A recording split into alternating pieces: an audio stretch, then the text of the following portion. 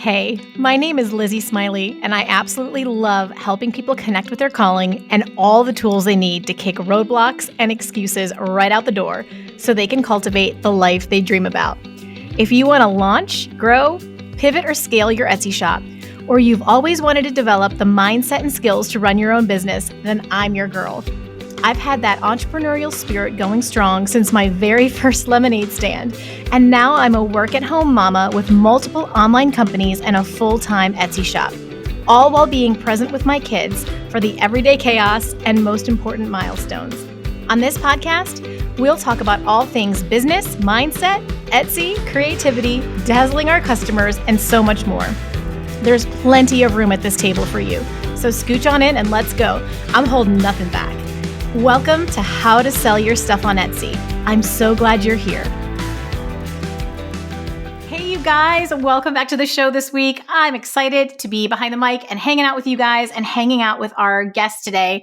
We are bringing some masculine energy to the show. We're going to be hearing from Andrew, and I was really excited about his podcast application to be a guest because he said he really wanted to talk about how he's been learning more about systematizing his work. He sells obviously a handmade product. He sells wood products, and he has had to learn how to make his time more efficient, right? Because he's not doing digital products or print on demand where his work basically stops after the cha-ching. That's when it just begins. And oh my gosh, this was our life with the sign shop. So I can relate to this so much.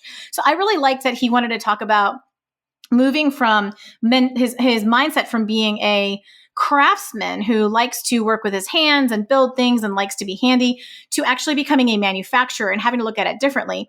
And he caught my attention because he said, there are not a lot of podcasts or YouTube videos that talk about this part of it. And it's because it's kind of dry, right? It's more of a dry subject. It's not as sexy as the marketing and the product development and the creativity. This is no, how do we actually scale and turn this into a business? So I said, yes, we need to do this, Andrew. You would not believe the hoops that this poor man had to jump through with the technology because he just likes to stay kind of quiet on the internet, off of social media and everything. And we had to try this recording multiple times to work out all the tech stuff. So I appreciate him so much. And I really feel like it was important to bring you guys this episode. Let me tell you a bit about him. Andrew is 43 years old with 4 kids and 2 dogs. He graduated from Penn State. Oh my gosh, I wish I'd seen that before, Andrew, because my parents went to Penn State. Anyway, yes. In 2003 with a degree in business, spent nearly 20 years in the insurance industry, did insurance sales, corporate underwriting, data analytics, then owned multiple agency locations. I still can't believe this. Sold everything in 2021 to be home with my youngest daughter. And then for Etsy, he opened his shop in May of 2021 and had 9 sales only in 2021, 131 in 2022, 388 in 2023, and 101 so far as of mid-April 2024. However, what's so cool about Andrew is his average order value is about $175. He sells a high-end custom frame. Today, total sales as of today, he told us it was over 800 now, but when he sent in his bio, 677, which is actually remarkable. That means that in the last probably 4 to 6 weeks that Andrew and I have been corresponding, he's gotten over 100 sales. That's pretty remarkable. 282 reviews or 42% reviews. That's actually awesome as well. He started selling wooden picture frames because it was a product he could make that would fit on his workbench, and he had the tools to make it. So super interesting. We're going to talk about his Etsy story. I really love his approach. He's been very just curious, and there's been no desperation about it. He's been at play, I would say, up until I think recently, where he's gotten in a very good way, obsessive about his numbers and making sure that everything is systematized. So we are in for a really interesting conversation on that whole progression and how he has gotten from 9 sales his first year to now he's clearly again gotten over 100 in the last 6 weeks to 8 weeks. That's bananas.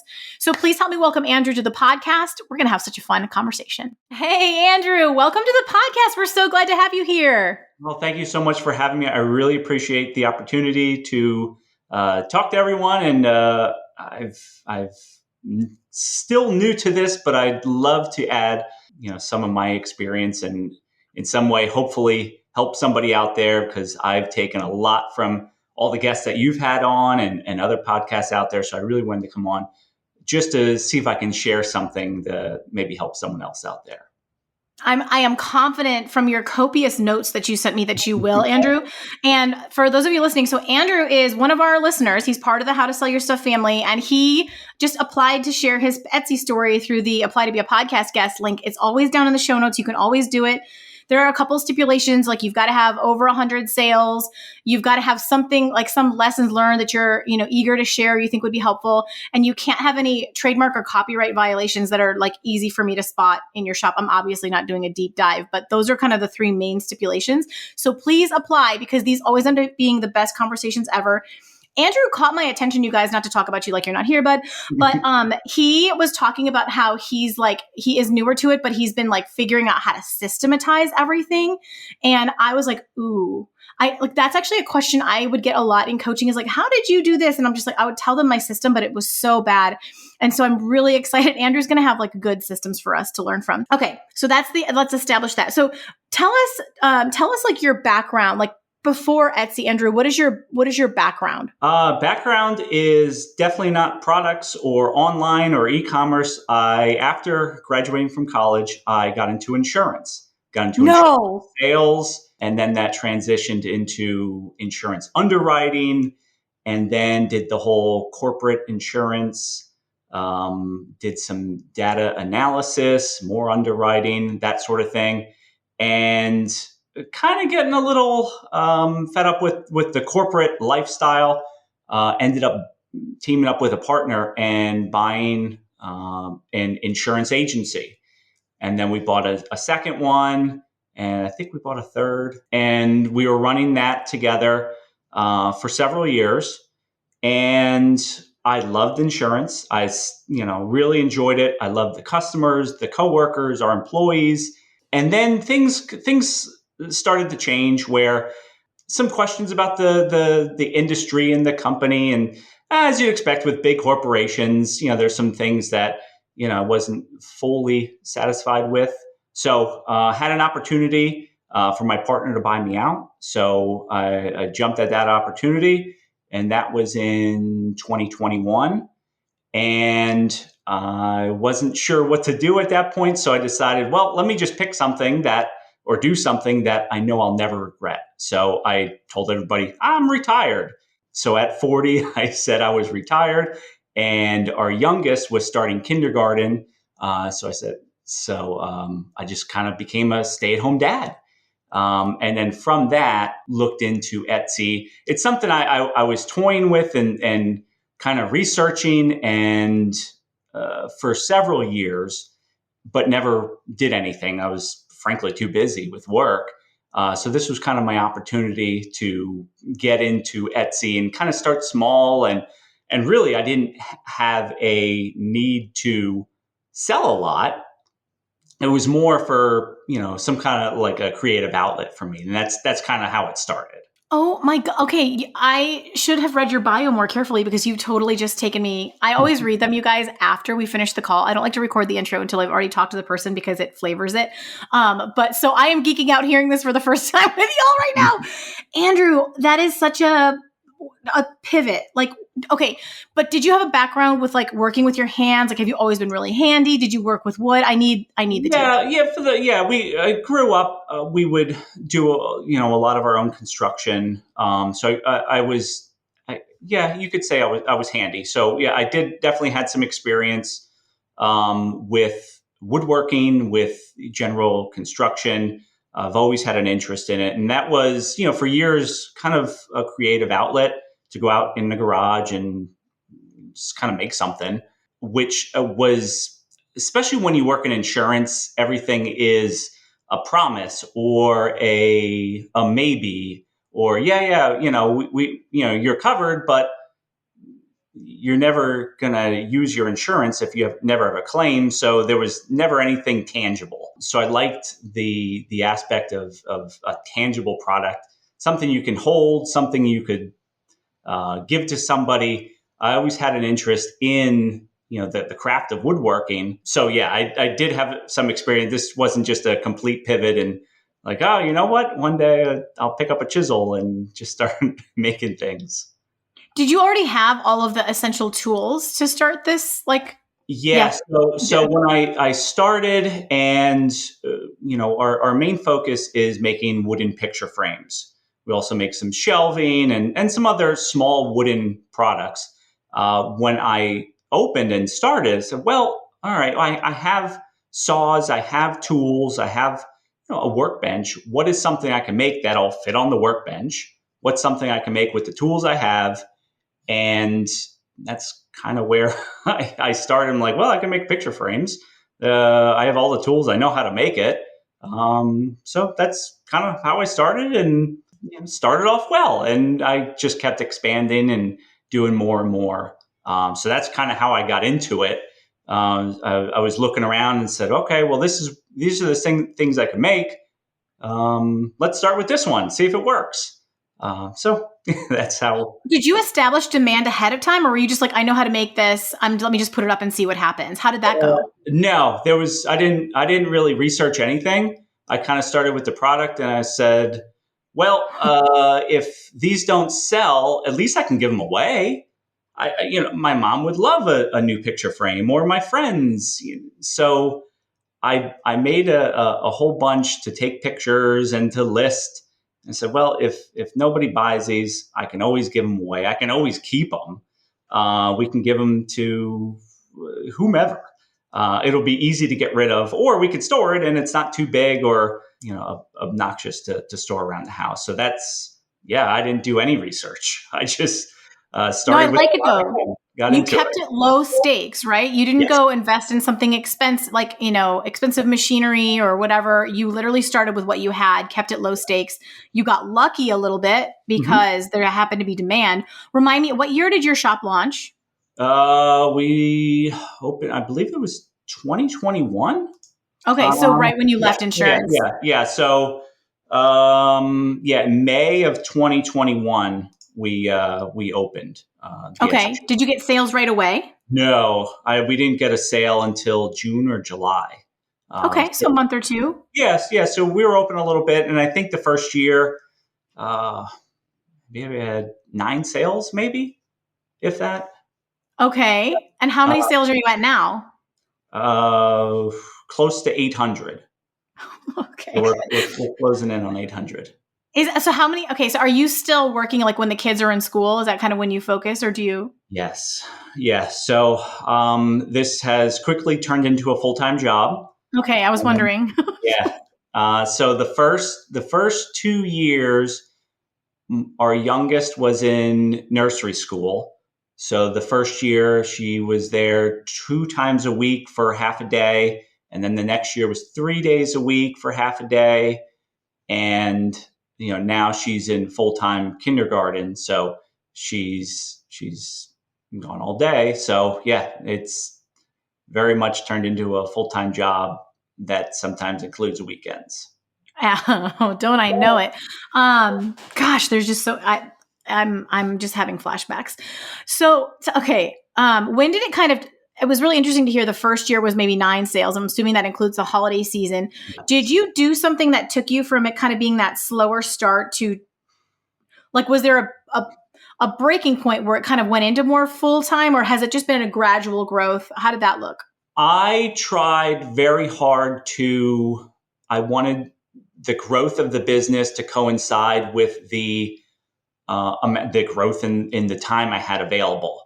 So, Cool. like I Yeah. said, when I started, I really only had maybe 6, 8 hours a week to devote to the business, maybe a little more in evenings and things like in weekends and things like that. But I wanted to progress the business or grow the business at the same rate that my daughter was in school. So near the end, right before she started or finished the last year of nursery school, it kind of got a little away from me. So I had 3 days a week of half days plus a little more, and it got pretty busy. So I tried to scale it the same as her schedule, and for the most part, did succeed. At the end, got a little squirrely and kind of got away from me, but. Yeah, they say true balance is a unicorn, like life balance. But okay, but Andrew, do you know what you did? Like, how did you get more business from Etsy? What were the things that you did that that scaled it? I started with some small picture frames and increased the size. Oh. I changed some of the styles. So everything I did was very close to the same thing. So some of the picture frames I had, I made it 12 and a half by 12 and a half and listed it as a vinyl album frame. Added different mats and changed it to a instant photography frame. So it's for the most part the same frame, just presented differently. Yeah. So I think I have over 100 products now. But really, if you simplify it, it's like 3 or 4 different things that I actually make. They're all very similar structure, similar components, similar process to make it. It was just a matter of making more products to, somebody that's searching for maybe a family picture frame is going to be different than somebody searching for an album frame versus somebody that's looking for a shelf. But they're all kind of the same. That is a riot, and that is exactly how it's done. So tell me the things for the people who are newer, who are like thinking, how does that work? How do I have more than one listing for the same thing? Let's talk about the actual pieces of the listing that you're basically positioning each one differently, taking the same product and just repositioning it, changing out a few things on each listing so that it reaches the right buyer. Because someone who's looking for an album cover frame they're not going to search for a family picture frame.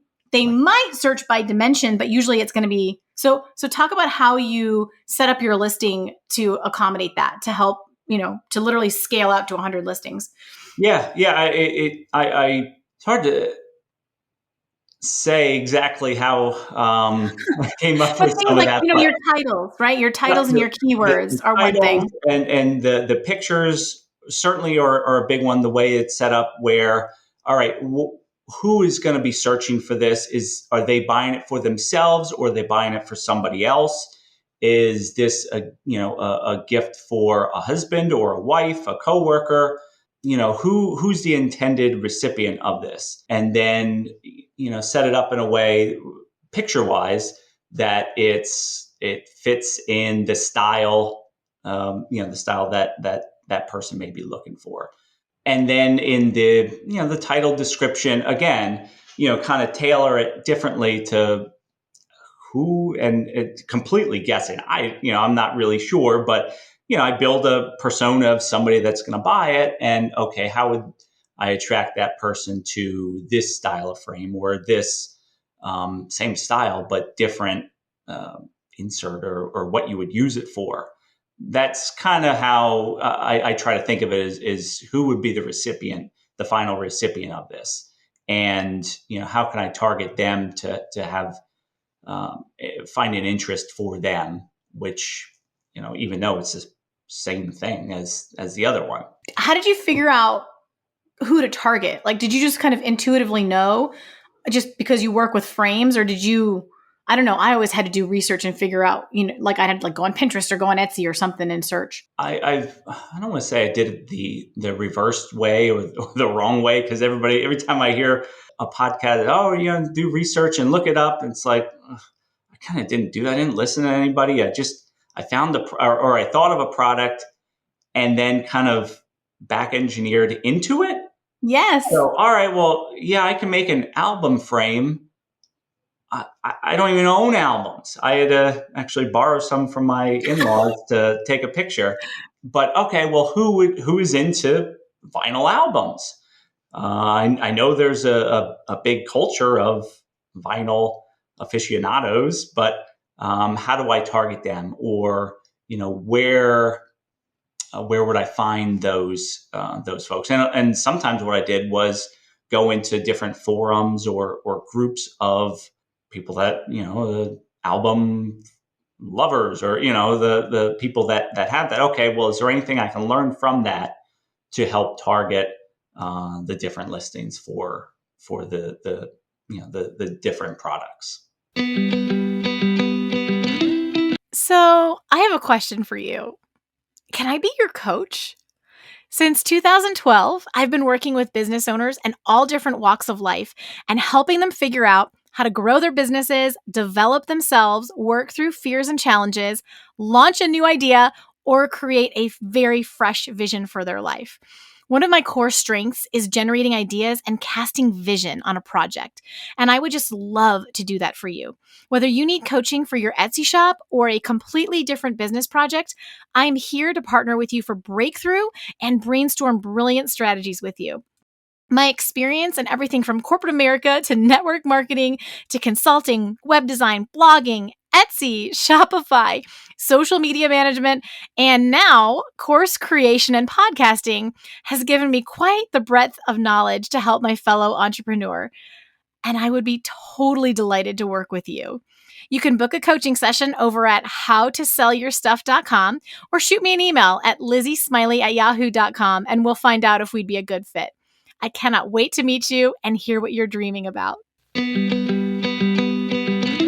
That's really smart. I think that forums are such a great place to get a read on a group of people. I've never thought to do that. That's so clever. So what you had, in my opinion, you had time on your side. There's never been any desperation about you. It's never been an urgency. This has been play for you. So you had plenty of time to just test things. And I think that's great. That's how I started as well. That's the thing, guys. There's no right or wrong way. If you want to go faster, do research because you don't have to just see how it goes. You already established the demand, but I love your approach, Andrew, because it's so low stress. Yeah, and Low stakes. when I started, I knew that okay, well, I don't want this to turn into a full-time career where I need to hire people the first year. I just didn't. I wasn't in that mindset. I wasn't in that place. I'm getting there, but I gave myself a long runway of my goal. When I opened, my goal for the first year in May of when we opened, I wanted to sell one product. That was my goal. That was my only goal For the year? for the year. Yeah, I just wanted Okay. to sell one thing. And then when I sold a few more, said the next year, I forget what my goal was, maybe to sell $5,000 in products. Okay. Did you? Yes. Cool. Okay. And then I just, slowly, I made some, over the last few years have made some, some bigger goals, but also it's also reasonable or reachable Attainable. Yeah. attainable in the amount of effort I wanted to, or time I wanted to put in, because you can certainly escalate things and make things a whole lot quicker. I wasn't in that mindset. That's not where I was. And I didn't want anything about it. Now I'm at a place where I'm starting to grow and I could potentially, bring on some employees now. I don't think I'm there yet. But certainly we're getting closer to that, which fits into my life, our family, my time, and kind of what I see and what I want from the business. But it's kind of been a process, and I had a plan going into it, and knew I would keep evaluating each year and take a look at where we are and where we want to go. How many open orders do you have right now? Just out of curiosity, like what do you work? I think I just completed some and got some out this morning. Maybe 25. Yeah. Okay. That's 25 orders. the edge of manageable as a one-person shop with Yeah, kids. I was just at 40 last week. So I sometimes I go through and I'll take the weekend and kind of go through the list and pick the easiest ones and just kind of clear out. But yeah, sometimes it gets away. What's your turnaround time? I remember the busiest month of the pandemic. I think I had like 140 open orders. And so, these were all either framed signs or unframed reclaimed wood signs. Like, the kind of work that it took it was utter insanity. Yeah. So, okay, let's pivot because I love you already you've given me the perfect little launching pad of your mindset getting to where you're like, okay, how could I scale this, bring in some help, find ways to leverage make this thing grow without completely obliterating our family life. So talk to me about like some of the systems you're putting in place, the things you've learned from that angle. Like, where are you strategizing and improving and learning? Yeah, and that's something that, again, going back to my experience, I did have a good background in business. So I understood accounting and taxes and everything, insurance and corporation structure and all those things. I had a good background in. I also had a long background of sales and customer service. So all that, I kind of had a good foundation. I knew zero about products and manufacturing and shipping and everything that goes into a physical product. I knew nothing about. So when I started, it was fine if you're getting maybe even an order a week. It's easy to keep up with, and okay, and I can take my time. And I remember my first couple frames I made, they took so long. And I was so meticulous of checking, well, this is just a little bit out of square. I need to fix this. Where most people don't have machinist squares that are going to check the picture frame, say, well, this is, a half a degree out of square, so this is inferior. So it's kind of been a long road for me to start from zero of product knowledge to, well, I guess where I am today and, where I see myself in the future. So getting back to your question of the processes. So I started when it was slow and taking in a few orders. It was easy to take care of business coming in. It was more time than we had business. So when I started to get a little more business and more orders coming through, I started thinking, okay, well, if this is going to continue, could I handle twice as much? Could I handle 10 times as much? What about 100x? So what I kind of become obsessed with scaling and systematizing the production of these wood frames. Because at the end of the day, I'm not a woodworker or a frame maker. I'm a manufacturer that makes wooden products. And there was a bit of a mindset shift for me to say, well, I'm not a woodworker. A woodworker is somebody that can tinker in the garage and build something very nice, but have unlimited time and more of a craft. So how could I take almost the craft out of it? How could I bring in our son to help out, where it's not you'll just know when it's right because you'll feel it. Well, that's hard to quantify. That's hard to because that's a craft. That's not a manufacturing.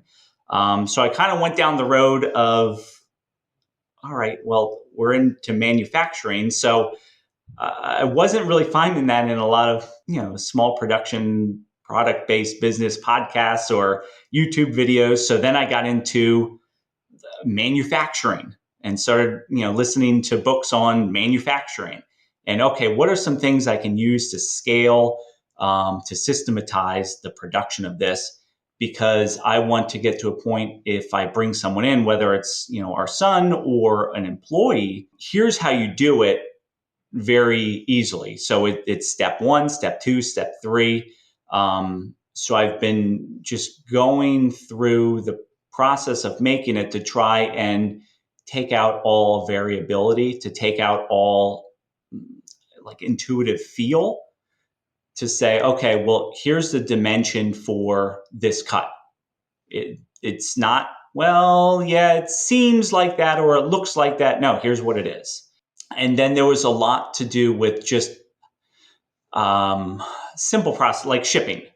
So when I first started, again, I had more time than I had orders. So I would finish it, put it, measure it, and then think of the box that it could fit in, get the box, put it in the box, measure the box, weigh the box, write that down on a piece of paper, go inside, get on the computer, go on the Etsy, type in the dimensions, and then print on my paper printer the shipping label, cut it out, take it back to the shop, tape it on, and then do that for the next one. Well, that's fine if you only have one, but when you're trying to do multiples at a time, you can't do that. So then I started looking, well, what kind of investments can I make that'll save that time? And what's the ratio of expense versus time saved? So then that took me down a rabbit hole of, well, I don't even know how much time I'm spending on things. So then I started tracking everything I did. I tracked, how long it would take to, and cut it down into different steps. So step one would be cut the wood to size. Step two may be cut angles on the wood, or what have you. And I would I tracked them for months now. And now I have a pretty good idea of kind of where my time is and what kind of investments can I make, and do I forecast that it'll save me. So for the longest time, I thought, okay, well, I'm spending so much time flattening this wood. Maybe I can buy, how about I buy a machine that mills it for me? And okay, yeah, that machine's $20,000. It's like, whoa, okay, well, but that's going to save me so much time. So, down the road, that's what I want to do. And it turns out, after I started tracking, everything I did, that amount of time to do that step to get the wood flat and square and straight, I spent the same amount of time each workday on shipping. So, okay, well, shipping's, what could I do? That's probably an easier one to find tools or strategies to quicken that time up. Maybe I have a tape dispenser right next to me instead of, in some drawer. I bought a label printer for shipping labels. That was an easy. It's like, wow, what a difference this is. It's a big deal. Yeah. And when I saw it, I'm like, oh my gosh, I'm not spending, what are they, crazy? $250? But it saved me so much time. And it's just simple things that I've found that that have saved me a lot of time is, I have a tape dispenser for, putting boxes together. Well, I'd find that, when I'd run out of tape, then I'd have to stop and put more tape. So now I have two of them. So when one runs out, I just grab the next one and then deal with refilling them at, some other time, not when I'm in the middle of building boxes and packaging things up. So if you break the flow, it slows you down. Is that what you've learned? Yeah, that's okay. That, and just having, you're in a certain step, and to complete that. And, now it's almost a game for me where it's like, okay, well, I'm forecasted this is going to take 24 minutes based on my, past experience of, all these orders. This is how long it should take me. And I don't want to go past that now. So, okay. So you're always timing yourself. Always timing myself just to see, okay, was there something that happened that caused, sometimes like, wow, that's, twice as long. Well, why did it take twice as long? Oh, well, it's because I messed this up. Okay. Well, so there was an error. How can we in the future reduce this error? How can we get rid of it? Well, if we just, have a measurement sheet right on the wall next to you, you won't mess it up. Okay, well, let's put that there. So I'm borderline obsessed with process improvement anymore. It's going to be a riot for you, because this sounds like what I did as well, trying to figure out where I could cut time. The issue was anytime I brought someone in to help, they were never as efficient as I was. So you have to kind of add margin before you hold an employee to it. Yep. And I think back to when we had employees in our insurance agency. And how can I, because when we were, hiring people to do sales, it is kind of, well, you have to feel it out. There isn't like say this, then this, then this. Much more subjective. Yeah, way more subjective. And it is a skill. So I keep thinking about that. And then I keep thinking, well, what can I do to make this less subjective? Because, we all know that when you get into crafting, whether it's woodworking or anything else, it is subjective. Well, I like to do it this way, and I can, do this, but I keep thinking, what can I do to systematize it where this is the way it's done, and how can we reduce errors to make it where this is just how it works? Yes. McDonald's-ize Yeah, it or whatever. Are you creating exactly. documents? So like, you're obviously time, as a couple questions I have, like one, do you have kind of like an Excel spreadsheet because you're looking at this monetarily too? Like what does the time cost and all the items? Are you doing that as well? Yeah, so Yeah. I spent a good portion of my corporate life in 100% Excel. Oh So my yeah, gosh. everything I do is in Excel, and then I have the so when I look at the time it takes to do a certain step, Yeah. well then I have to evaluate that based on whether it's the dollar amount or the size of the frames. I usually look at linear inches of so it's constant to the size of the different frames, because obviously something that's 20 by 30 is going to take longer than a 5 by 7. So just make it consistent with the size. So everything is in Excel, and it gets pretty nerdy. Are you? No, I love that for you. I mean, I'm breaking out in hives just thinking about it, but I do love that for you. Do you have also? Are you creating like for employees? Kind of like, are you writing the systems down? Are you creating documents that show the processes, or not? Are you not quite there yet? Not yet. I guess that's certainly something that I'm going to do. I keep going back to and I keep tweaking with everything right now to make it one systematized where You're it is. establishing system. Yep, I Yeah, got you. and I also want to, okay, how much can I possibly do by myself? What can I do to fully maximize my time before I have to bring someone in? Yep. So I will be at the extreme limit of what I can do before I bring someone in. And at that point, I want to have everything kind of dialed in. Hey, you guys, coming in hot with a pro tip. Are you ready? Do you use special fonts, graphics, SVGs, or other digital goods to create your products or run your Etsy business? You need Creative Fabrica. So, for years in my shop, I walked that fine line of either using stock fonts and graphics that were right there on Canva, and I had a ton of trouble differentiating myself because, let's be honest, everyone else was using them too. Or I had to go invest a ton of money, sometimes hundreds of dollars, to buy them direct from a designer so I could create something extra unique and stunning, right? And don't even get me started about the whole factor of making sure I had a commercial use license so that I could use it for business. It was a whole nother expense and hassle, to be honest with you. But I have since found a better way, and I'm letting you in on the secret, okay? Enter Creative Fabrica. You guys, getting a membership to Creative Fabrica has been a game changer for me, okay? I've literally saved thousands of dollars. I'm able to create faster because I no longer have to scour the internet for what I need. It's very convenient. Not to mention, I don't have to wait for my budget to allow for a new digital asset before I can create something new. I have this membership. I can just access it whenever I want. So what is it? Creative Fabrica is a website where you can access unlimited digital goods for just $9.99 a month, like $9.99.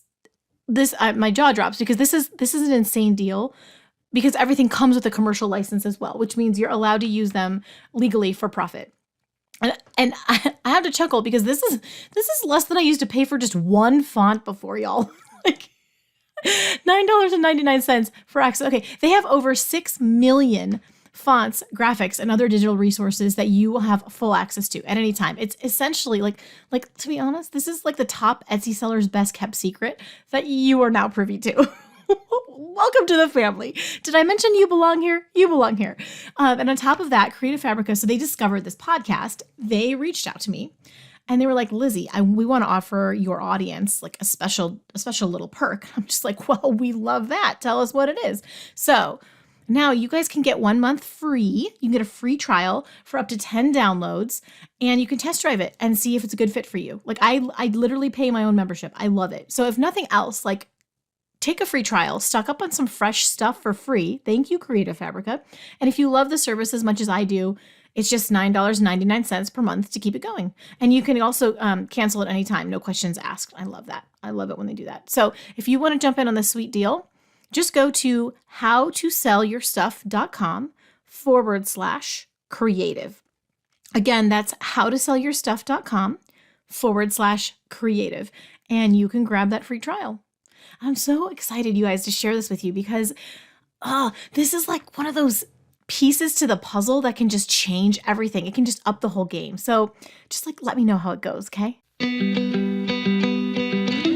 Oh my gosh, it's going to be so fun to hear what this is like in a year. Okay, well let's switch gears a little bit, and I would love for you to talk to that person who's brand new to Etsy, is a couple years behind you, brand new or still considering it. What, based on where you're at right now, what tips do you have for them starting out? I want to say the kind of what everybody says is to just start. And I want to I go at a different angle though, because I've been kind of going through and making improvements on processes or making improvements on expenses, making improvements on, listings or, all those things. So really what I want to say to them is you can't make improvements unless you start. So, right, like you can't edit the podcast or post it unless you record it. Yep. So you can't improve, you can't make changes or improvements, you can't update until you start. And even if you start and find that you're going the wrong direction, at least you're going the wrong direction and you can turn around and go the other direction. So just get started. Mm-hmm. With a low stakes, 20 cents a list. Etsy is so easy to start compared to renting and leasing a storefront and getting machinery and merchandise. It's so a risk free. I mean, I don't want to say risk free, but the risk is so low. Just get started and then constantly look at, well, how can I improve the efficiency? How can I speed this up without, let's not forget without the, losing on value or quality, but what could we do to, make things quicker, more efficient? Or if you're not looking for business, how can we make this experience more fun? If you're just looking to, have fun and maybe pay for your hobby, all right, what are some things in the shop I can add or change just to make it more enjoyable? Make it more fun. So really, I guess the get started, but also think about what you want to do and align your actions to the outcomes that you want.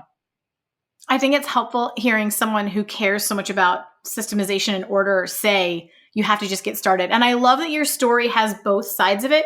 You have the side where you're like, I don't really do research or any of that. I just put it out there. Like, I love that you have that side of you, Andrew, but then you have the side that's like, okay, I'm going to make this as efficient as possible. It has to be, I need to understand the numbers and the data. I love that you're coming with both of those. And I think it gives us all permission to do that as well. You know what I mean? Like, we don't have to be just the creative, or we don't have to be just the analyst. We can just be who we are, and it still can work. And I absolutely love that. Were you able to get out all your tips? Did you have anything else you wanted to throw out on that? I think that was beautiful. Well, okay. So the next thing I need to do is ask you the question that was left by a previous guest. And so they wanted you to answer. Wait, no, I'm about to read your question. I'm sorry. If you weren't selling in your category, so if you were not selling frames, woodworking, what would you choose instead? This actually, I'm so glad you're getting this question, Andrew, because you're so committed to your niche. I want to know what you would do instead if you had to start over. I want to stay in the wood just because I have all the tools. But even if I didn't, I don't know of frames are gone. Nobody, but it's illegal to sell frames on Etsy. You can't. What do you sell instead?